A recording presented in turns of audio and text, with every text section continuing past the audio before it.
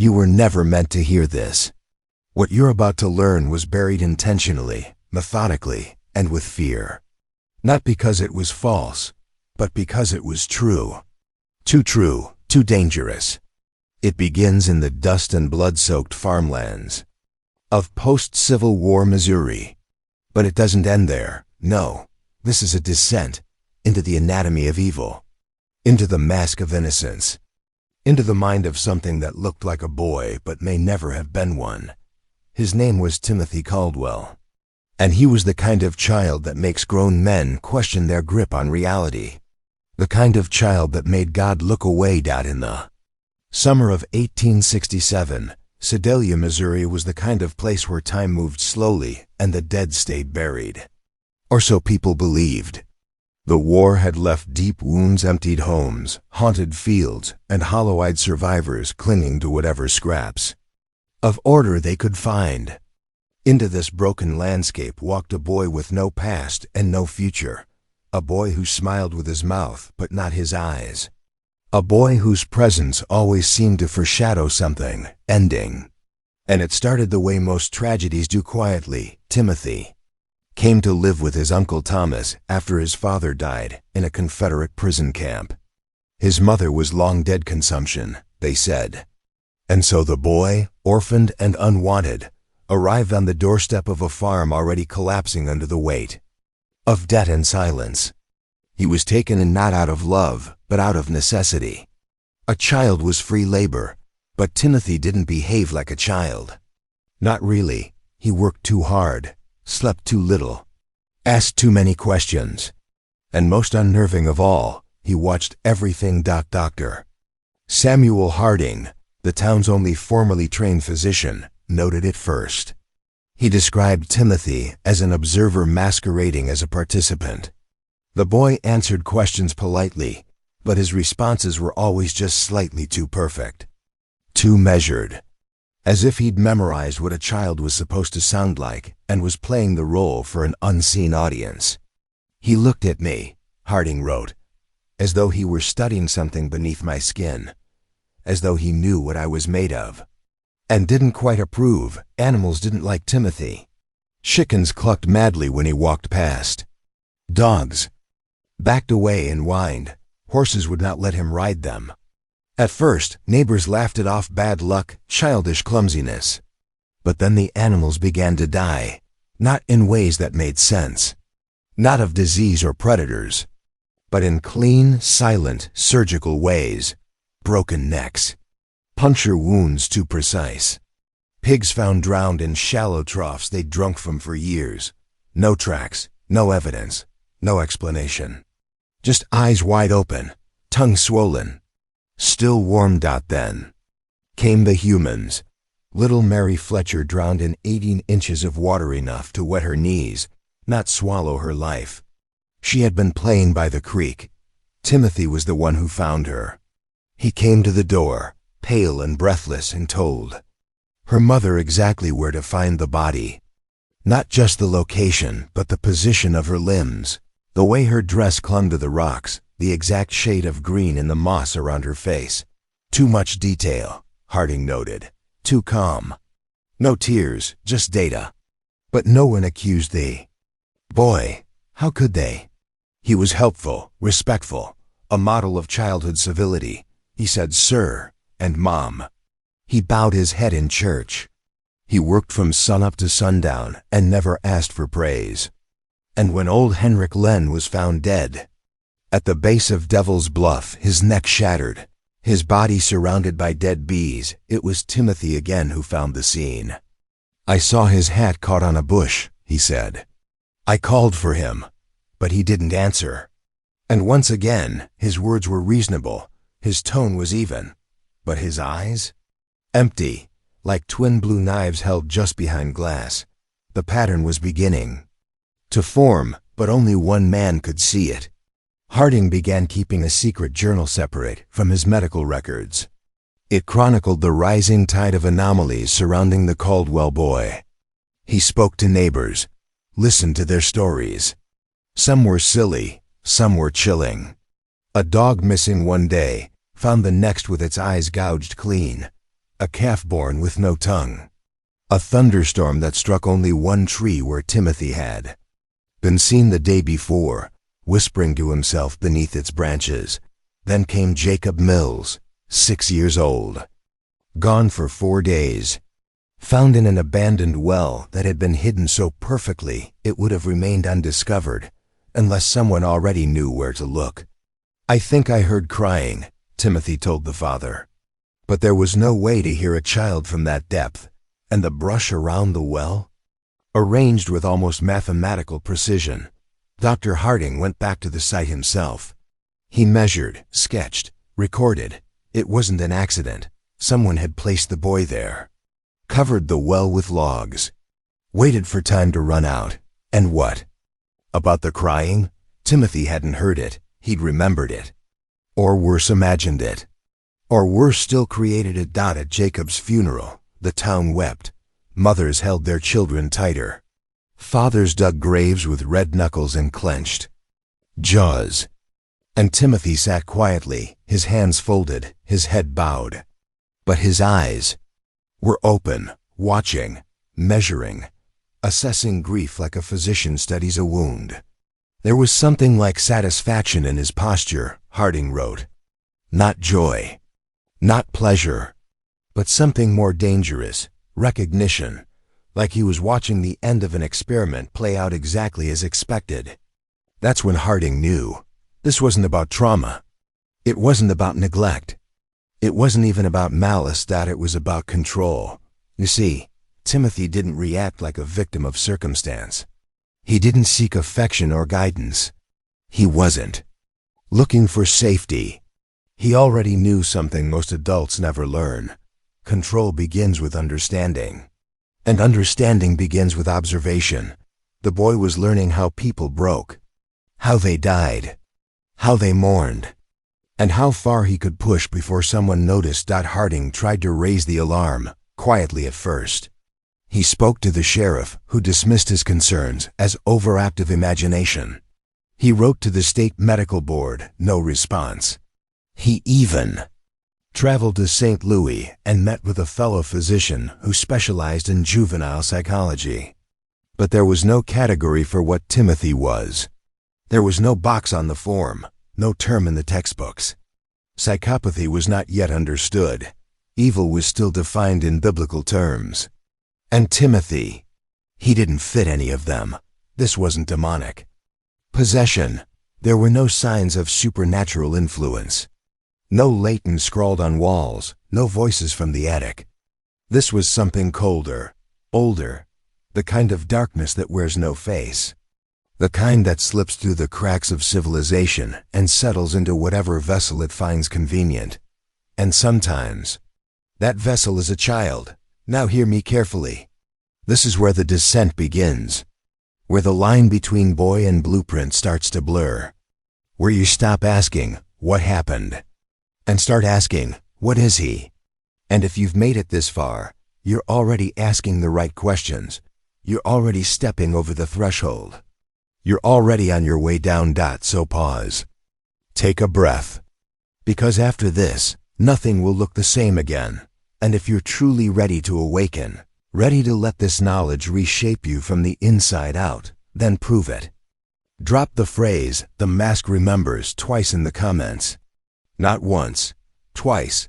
Let the algorithm know you're not here for bedtime stories. Let it know you see the strings behind the curtain. Because from this point on, the curtain doesn't close. And neither do Timothy's eyes.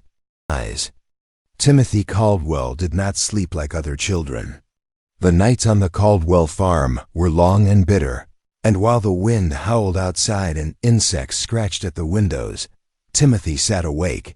Thomas and Sarah assumed he was restless.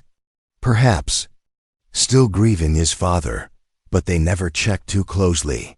Not until Sarah rose one night to relieve herself and passed the boy's room, only to find his bed untouched, the sheets folded with military precision, and the window open despite the freezing cold.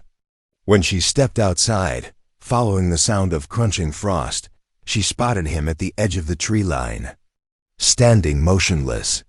eyes aimed upward at the stars as though waiting for a signal only he could hear. She told Thomas the next day. He muttered something about nightmares and dismissed it. But Sarah stopped speaking about Timothy after that. She kept her distance. And a week later, she stopped sleeping altogether. The Pattersons, their neighbors to the east, began noticing odd behavior from her standing on her porch for hours, muttering to herself, her eyes wide and unblinking, hands twisting the hem of her apron like she was holding something in. When Dr. Harding visited, she told him, very quietly, that she'd begun dreaming in Timothy's voice. "Not of him," she whispered, "in him like I'm not me anymore." Harding urged her to rest, offered tinctures, but nothing soothed her. And when he returned a week later, she was gone, vanished, leaving behind a teapot still warm on the stove and a set of muddy footprints leading into the woods.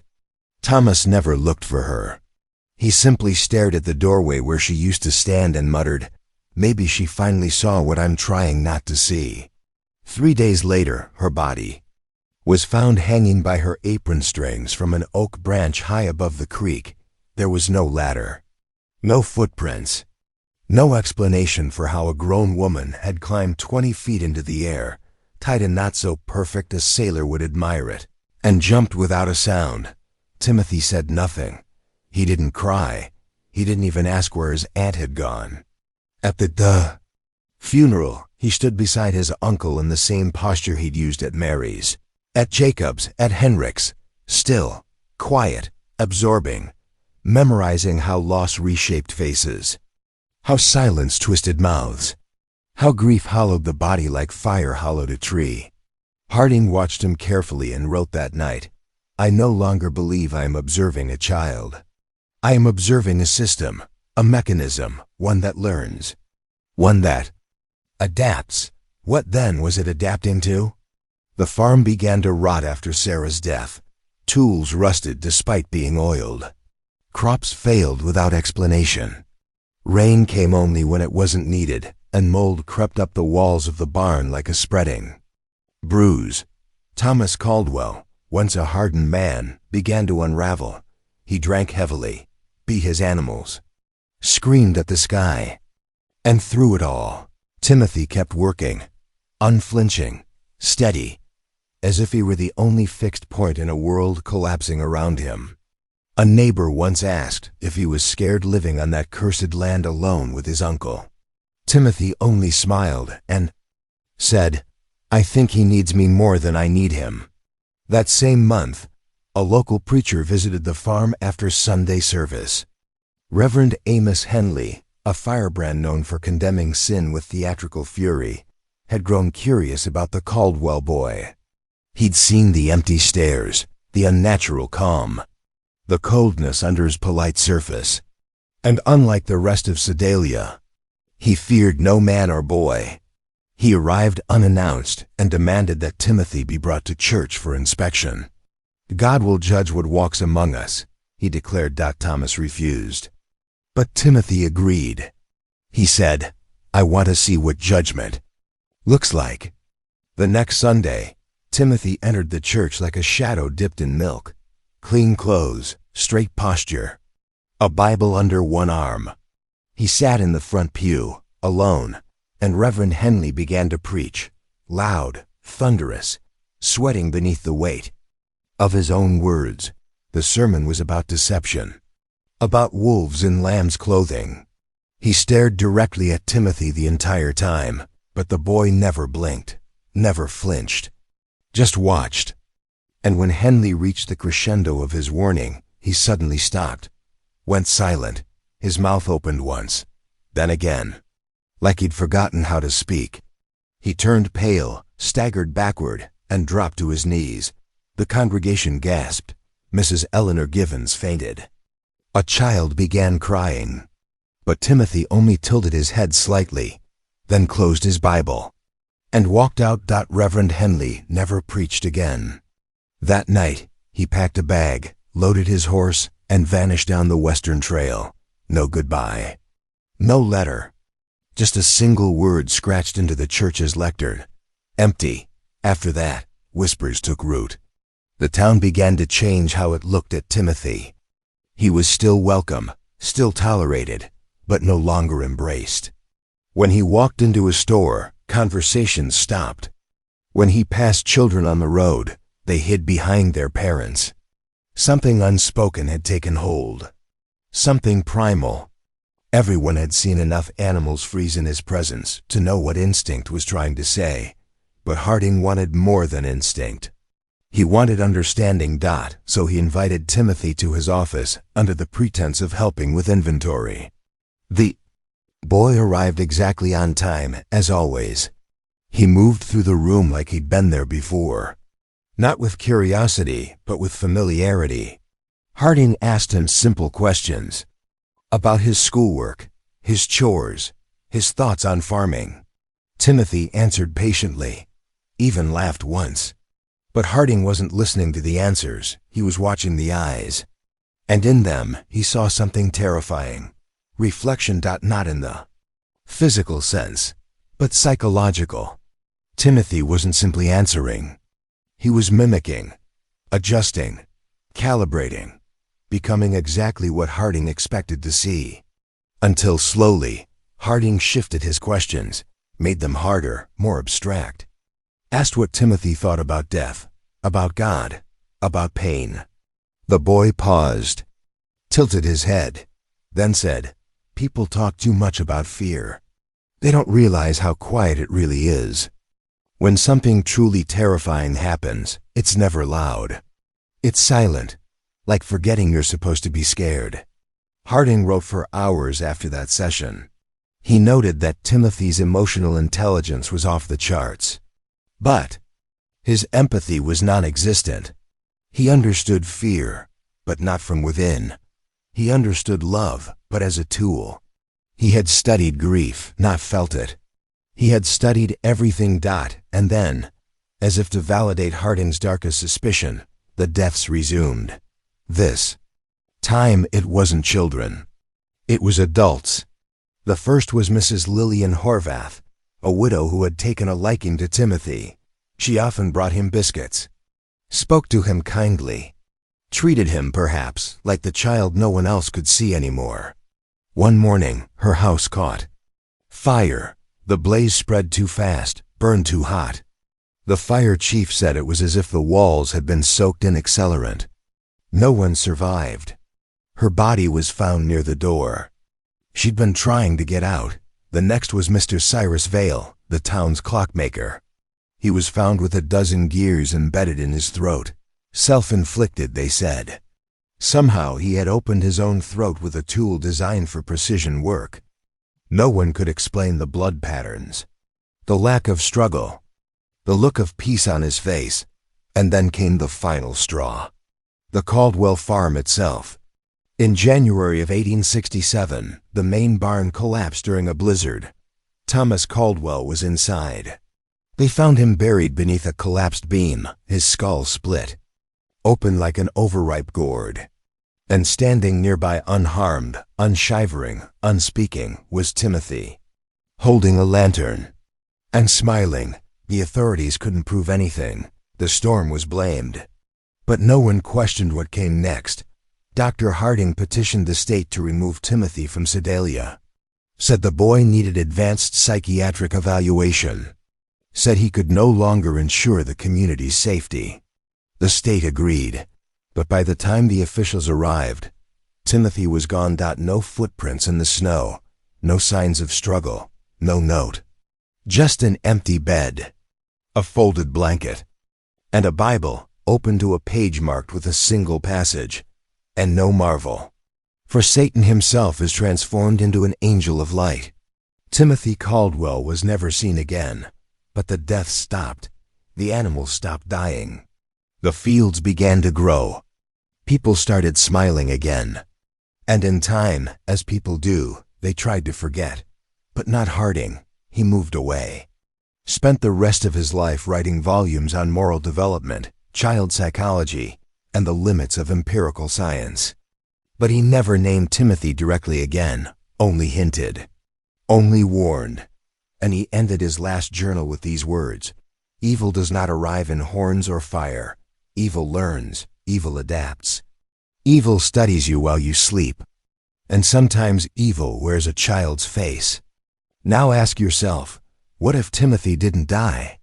What if he wasn't human at all? What if the thing that wore that name is still out there, walking, watching, learning? We see children as sacred, innocent, but innocence can be the perfect camouflage. And behind that smile, behind those pale blue eyes, what if something ancient was staring back? Something that's been waiting, testing, preparing. And if you feel that strange chill running down your spine now, it's because part of you recognizes the truth. You've seen those eyes before. The third section of this haunting tale delves even deeper into the dark spiral of the Higgins family's vanishing, where truths became harder to separate from myth, and every shadow held the echo of footsteps long gone. As the days turned into weeks following their disappearance, the small community that once dismissed oddities now found itself drowning in them. Abandoned farm tools lay rusting in the field like forgotten relics, the crops untended, and the abandoned farm tools lay rusting in the field like forgotten relics, the crops untended, and the coctutua. Livestock either dead or missing. But it wasn't just the stillness that disturbed people.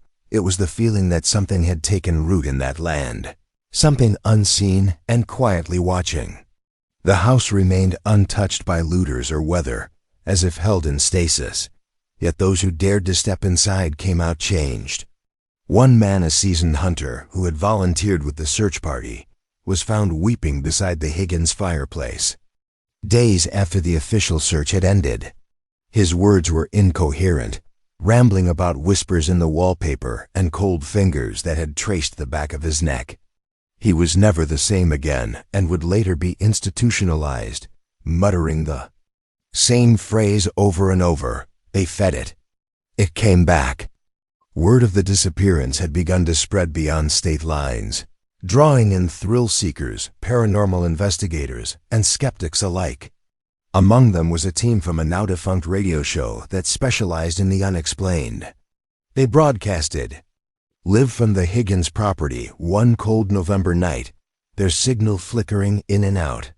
Halfway through the segment, their equipment picked up a low-frequency hum that none of them could explain. It wasn't interference, it was rhythmic, pulsing almost like a heartbeat, and it seemed to come from beneath the floorboards. The feed abruptly cut out and resumed an hour later with the host speaking in a disjointed monotone, his eyes glassy and unfocused. He later claimed to have no memory of what happened during that missing hour. The show was canceled shortly afterward, and the host vanished from the public eye. Meanwhile, deeper investigations into the Higgins family's past uncovered chilling fragments that painted a more unsettling portrait of their lives. Old county records showed land disputes dating back generations, but curiously, the land the Higgins house stood on had once belonged to a church long abandoned and burned down in 1896 under suspicious circumstances. The records mentioned only one thing of significance, that the land was never meant to be inhabited again. A cryptic annotation in faded ink read, "The covenant was broken, the seal undone." Who wrote it, or what it meant, remains a mystery. But it was clear that the land held a story far older than the family that had come to live there. As pressure mounted from the public, local authorities reluctantly agreed to reopen the investigation with the help of an independent team of forensic analysts and behavioral psychologists. What they found in the Higgins home sent chills through the most hardened professionals. Though the house appeared ordinary at a glance, infrared scans revealed hidden compartments in the basement, spaces carved into the foundation without any apparent purpose. One such chamber held a series of ritualistic carvings on the walls, symbols that resembled ancient Sumerian or Enochian script languages not native to the region or to anyone in the family's known history. The markings surrounded what looked like a shallow basin, its surface stained dark despite decades of disuse. Soil samples revealed traces of animal blood and a metallic compound not easily identified.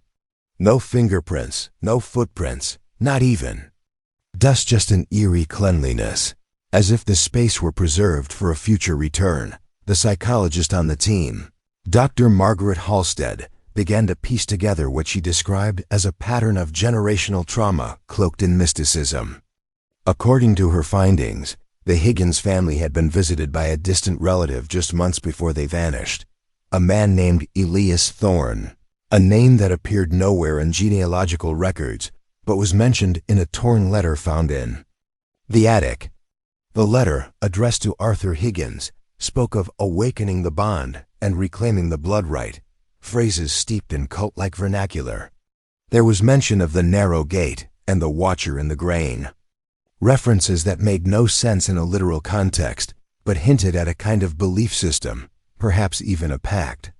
Local folklore included tales of a field saint who walked the rows at night to gather souls, a myth told to frighten children, but perhaps, as is often the case with folklore, it had roots in truth twisted over time. Neighbors reported seeing strange lights in the sky above the Higgins property in the weeks leading up to the disappearance. Some described floating orbs.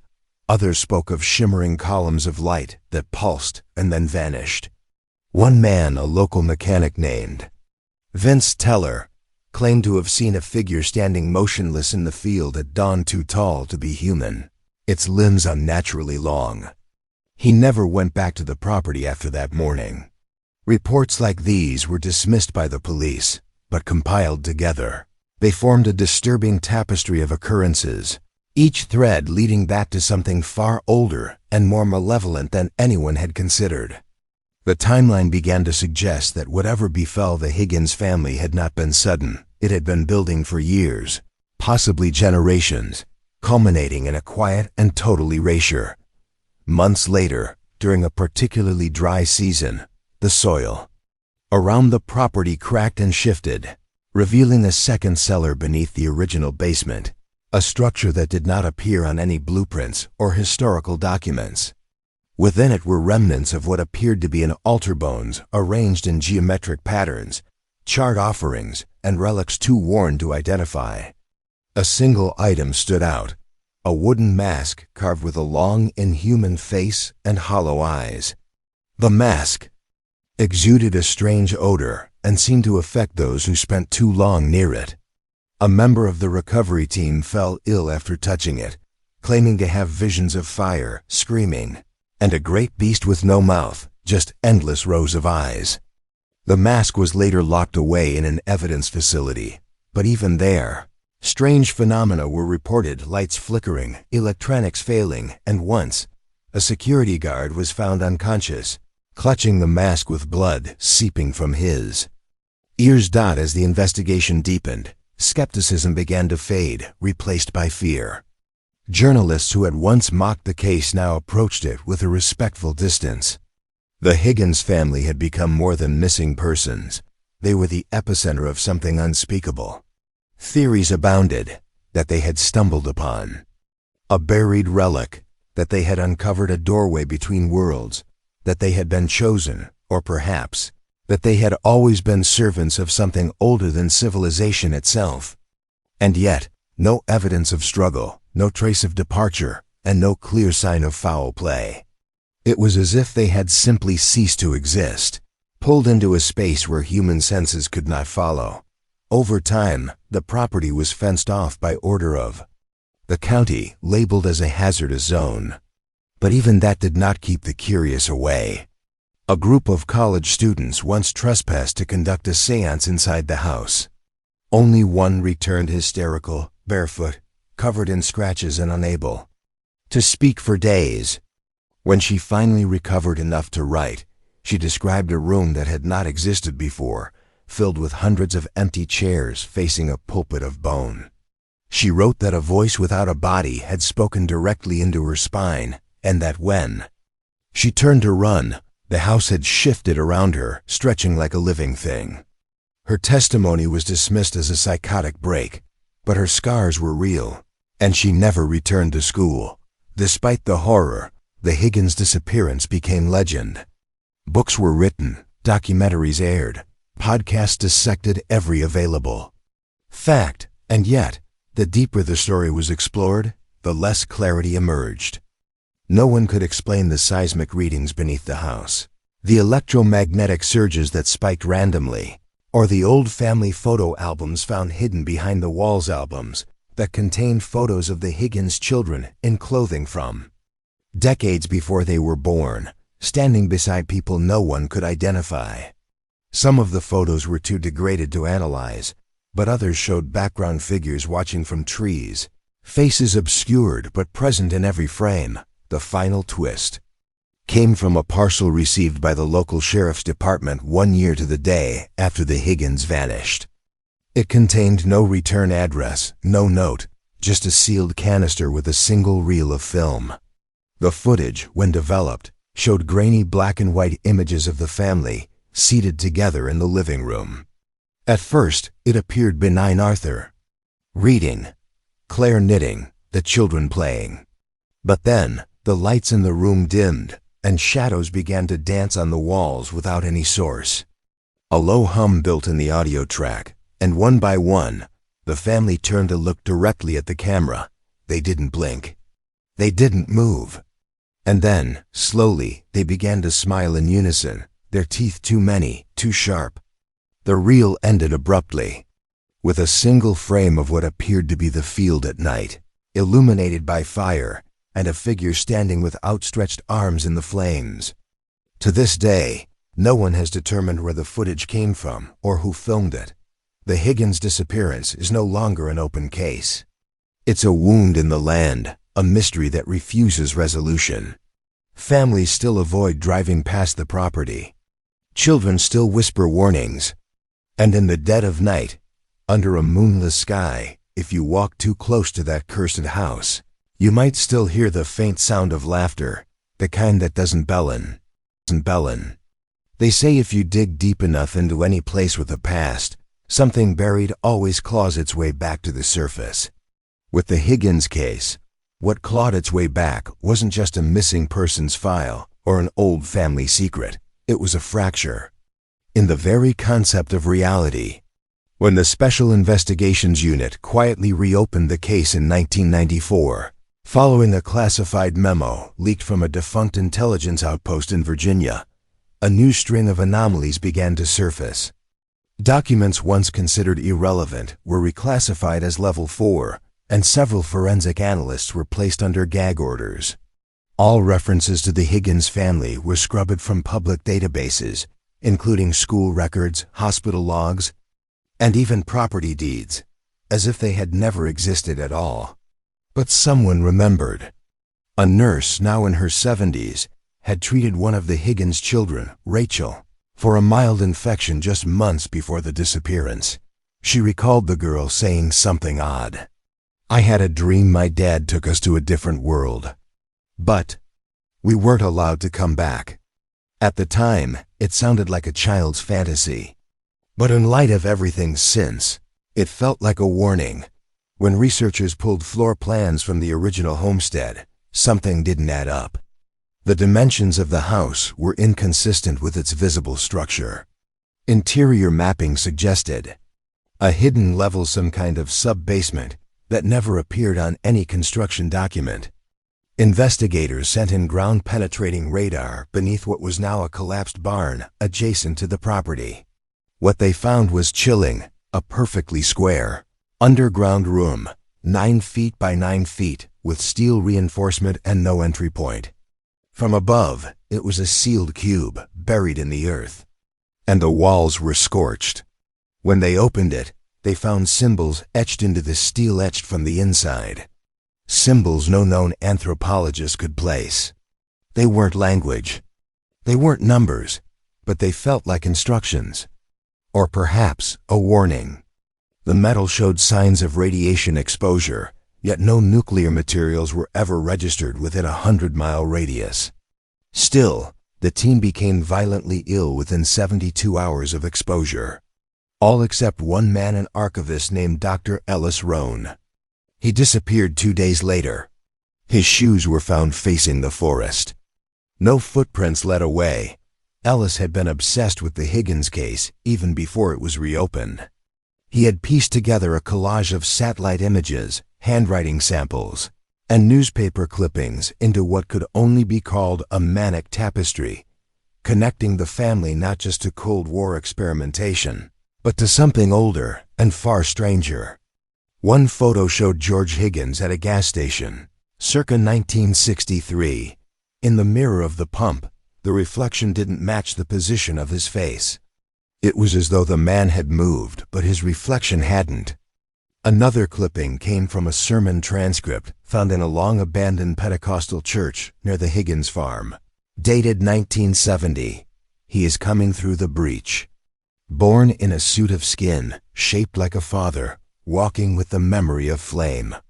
The preacher who gave that sermon was never seen again. His pulpit was found overturned, smeared in a dark fluid that could not be tested. The blood had no DNA markers. After Ellis vanished, a fire broke out in the archives department. 6,000 documents burned. Only one survived, a child's drawing, believed to be from Rachel Higgins, depicting a tall, faceless man holding hands with 4 children, none of whom had eyes. In the sky, a black circle floated above them, dripping like ink from a wound. The caption said simply, "The real son." Forensic psychologists reviewing the drawing disagreed on its implications. Some called it an expression of trauma. Others believed it to be a visual metaphor for disassociation. But a third group, brought in under classified contract, concluded something much darker, that the child had seen something that did not belong. To this reality, something intruding, something mimicking, and whatever it was, it had convinced her to trust it. That's the part that chills most who read the report, not the monster, but the consent. Meanwhile, rumors continued to swirl around. The nearby woods. Locals spoke of a strange hum that came through the pines in the late hours. Some reported seeing silhouettes that moved between trees without disturbing a single leaf. A hunter claimed to have followed a naked man with backward knees for nearly an hour, only for the creature to vanish when cornered. When his trail camera footage was recovered, it showed static for that entire stretch of time, except for one frame. In it, the forest is still, and in the bottom corner, the unmistakable outline of 5 figures standing in a line, all looking directly at the camera, their faces featureless, reflective, like mirrors turned inward. Law enforcement dismissed it as a hoax, but the camera was a closed system, and the footage was never leaked. Around the same time, the old Higgins property was quietly purchased by a shell corporation, linked to a defense subcontractor with ties to DARPA. The land was fenced off with warning signs about biological hazards, but there were no labs, no cleanup crews, just cameras, and one tower, always manned, always watching the forest. In 1996, a woman claiming to be Jane Higgins appeared at a clinic 300 miles away, dehydrated and disoriented, her fingerprints matched, but her speech was fragmented, as if she hadn't spoken in years. She repeated one phrase, "Don't open the third door. He lives behind the third door." When shown a mirror, she screamed for 9 straight minutes before collapsing. She died 3 days later of sudden cardiac arrest. During autopsy, her heart was found on the wrong side of her chest. Her organs were mirrored, and she had no appendix. But her dental records matched exactly. She was Jane, and yet, she WASN single quotes T. This discovery sent shockwaves through the hush-hush corridors of military intelligence. A new hypothesis emerged, one that would have seemed absurd just a decade earlier, that the Higgins family had not simply disappeared, but been replicated. Not in the sense of clones, but in the way a computer program copies itself into a new environment, an intrusion. Simulation. Something using biological templates to enter our world, wearing our skin, learning our language, but imperfectly. Off by degrees, like a reflection that moves slightly out of sync. This hypothesis was bolstered when researchers studying long-wave frequency interference in the region found a repeating signal embedded in white noise, always three tones: low, low, high. A code, a warning, or a key. Then came the dreams. Investigators, analysts, even unrelated civilians living near the Higgins property began reporting identical nightmares. A staircase spiraling downward, lit by flickering lights. A door at the bottom, marked with a symbol, a circle with 3 horizontal lines. Behind it, voices speaking in reverse. The dreams always ended the same way, with a scream cut short and a sense of falling upward into blackness. These dreams were so consistent, they were logged in national databases tracking psychological anomalies. But no explanation was ever provided. The government closed the case again in 1998, but the silence only deepened the dread. In 2001, a final event shook what little was left of the story's sanity. A team of researchers went missing while conducting geomagnetic scans near the property line. Their equipment was later found in a circle, precisely arranged. At the center, a melted compass pointed straight up. Nothing could grow in that soil again. And on the bark of nearby trees, carved so shallowly you'd miss it unless you were looking, the same symbol from the dream. The circle. The 3 lines. The Higgins file was sealed one last time, labeled "Phenomena Inconclusive." But the unanswered questions hang heavier than ever. What if they never left? What if what returned wasn't them? What if we were never meant to know? And worse, what if someone did know and opened the 3rd door anyway? The final days before the family's complete disappearance were marked by a series of increasingly surreal and haunting events that suggested something far darker than mere coincidence. Neighbors had already begun to whisper about strange happenings. At the Higgins farmhouse, odd lights glowing through the windows at night, figures seen moving silently through the fields when no one should have been out, and the eerie silence that had fallen over the property as if nature itself was holding its breath. According to local children who had dared each other to venture closer to the Higgins property, the trees surrounding the home had begun to bend toward the house unnaturally, like watchers looming inward. Some swore they saw crows gathering in unusually large flocks, their cries sharp and constant, unnerving alarms that something was terribly wrong. More than one passerby reported a strange metallic humming emanating from the house in the dead of night, like a frequency felt more in the bones than heard by the ears. And when one neighbor attempted to approach the house to offer help or perhaps snoop, they claimed the very air around the place felt thicker, charged, and repellent. Whatever was happening inside the Higgins residence, it was changing not only the family, but the very fabric of the land around it. Inside the home, according to fragments recovered later from a charred notebook, presumed to be Ava's, the family was descending into psychological and emotional ruin. Ava had written obsessively about dreams that bled into waking life visions, of her daughters speaking in tongues, standing still for hours while staring at blank walls, or whispering cryptic phrases about the door in the basement and the thing that watches from under the floor. She expressed confusion over time itself, writing that days seemed to bleed together and clocks refused to hold accurate time. Henry, once a deeply rational man, had begun recording lengthy voice memos about being watched. In one note, he claimed that mirrors in the house no longer reflected reality accurately. He described seeing his wife in the mirror smiling when she wasn't, and worse, a version of himself in the glass that blinked a full second late. These were not the complaints of a family simply under stress. They were the markings of a mind unraveling under the weight of something intangible and invasive. Whether it was a psychological collapse, shared delusion, or something far more inexplicable, the family appeared trapped in an ever-tightening spiral of unreality.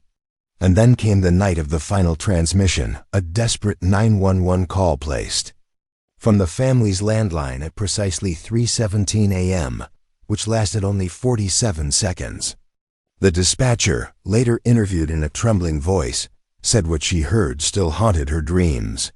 The call began with heavy breathing, distant children crying, and Ava's voice whispering over and over, "We've seen it. It's here now. It's not a dream." A sharp sound like something shattering was heard, followed by what the dispatcher described as a long, low tone, not unlike a foghorn buried under static. The last discernible words before the line went dead were a man's voice, presumably Henry's, shouting, "Don't open it. Don't let it in," before a metallic screech cut off the call entirely. When law enforcement arrived just hours later, the house was empty. No signs of a struggle, no blood. No signs of forced entry or escape.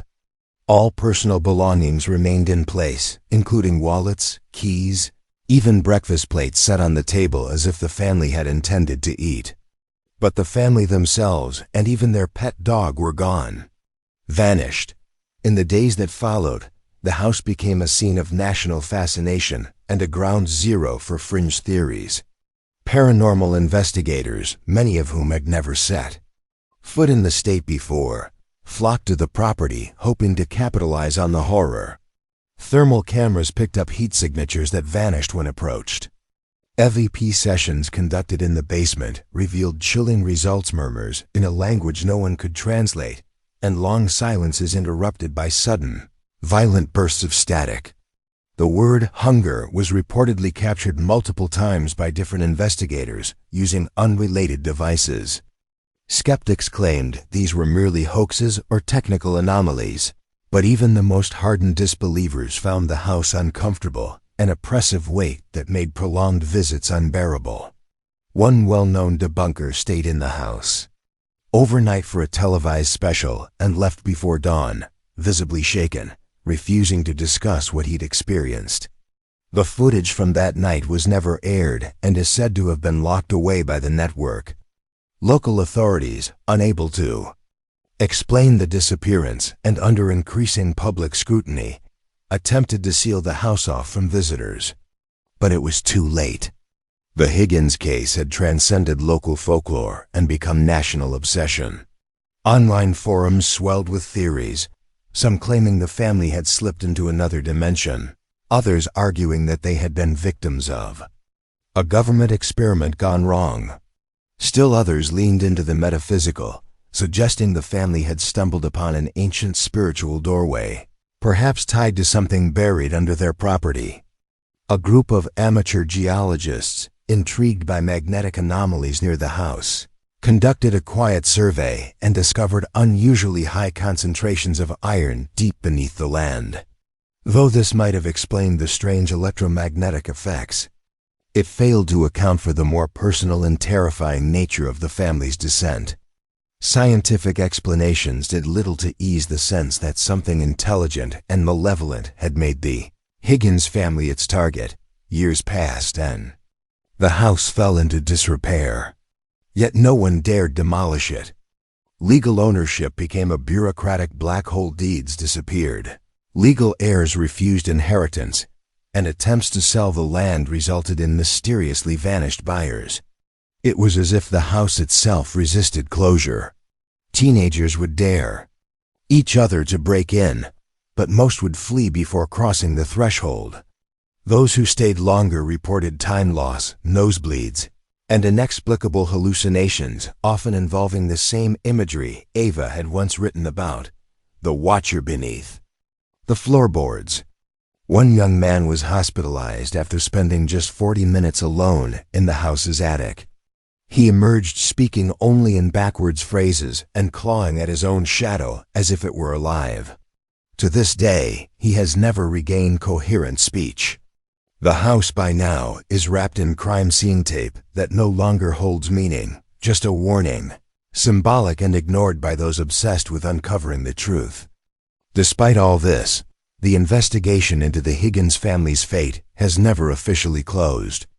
Every so often, a new detective takes up the case, convinced they'll be the one to solve it.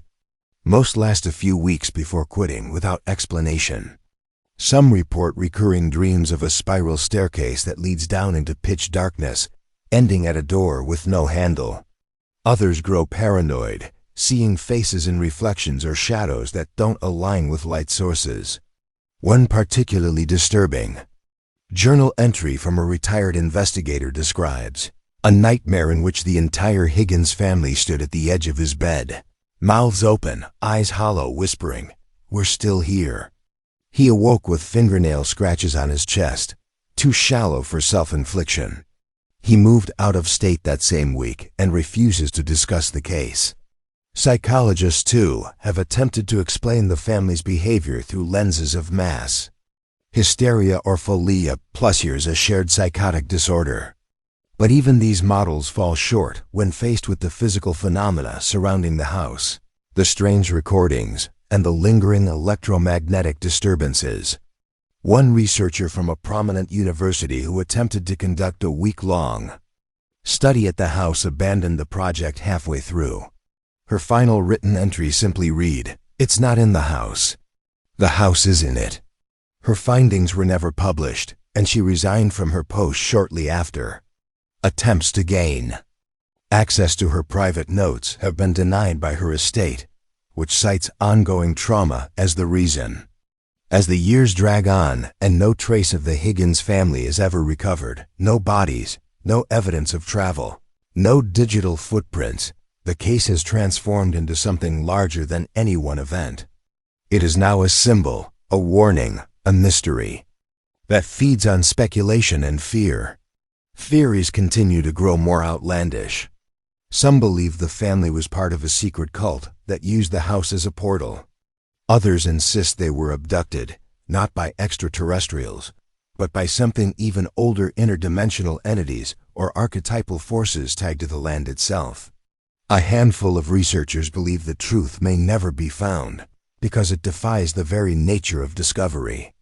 That whatever happened to the Higgins family was not meant to be seen, much less understood, by human consciousness. But perhaps the most chilling part of this story is the occasional unconfirmed sightings. Reports emerge every couple of years, never consistent, always hazy, of a woman walking near the property with 2 children. Witnesses say they look outdated in dress, pale, with blank expressions. They never speak. They vanish into the trees if approached. One photograph surfaced online of a figure resembling Ava Higgins staring from the upper window of the now abandoned house. Experts dismissed it as doctored, but those who've seen the house up close insist the window she appeared in had been broken and boarded for years. The photo, like everything else in this case, lingers in the realm between truth and nightmare. And so, the Higgins disappearance remains unsolved, a yawning wound in the history of the town and a permanent scar on the American.